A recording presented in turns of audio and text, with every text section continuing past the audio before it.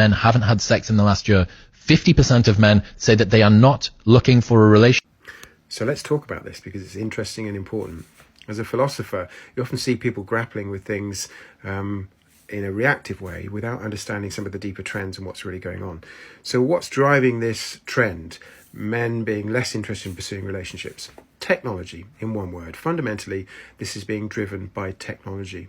Human beings, like all organic creatures, change very slowly. We're still the same physical things.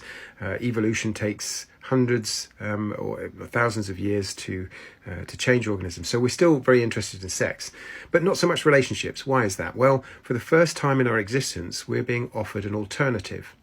The nature of technology is to take things that are tough to do in the real world and migrate them into the digital world where they're easy. So fighting a war, difficult to do in the real world. Call of Duty, relatively easy. Driving an F1 racing car, really tough in the real world. Digitally, a lot easier. We can have things and be people that we can't be in real life in the digital world. So you can see where this is headed, right?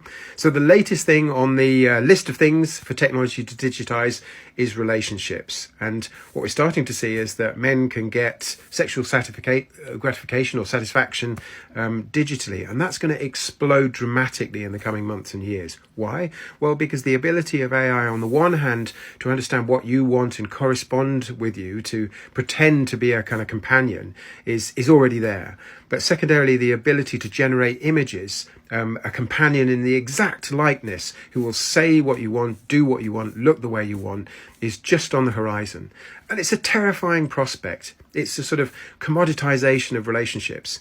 It's a bad thing because it means that people will descend deeper into this self-centered, I want what I want, when I want it, uncompromising attitude, and be less and less inclined to enter into meaningful conversation and interactions with other people, because other people always push back. They're real. They always have their perspective, and actually building relationships, you have to compromise, you have to listen, and you have to grow and develop.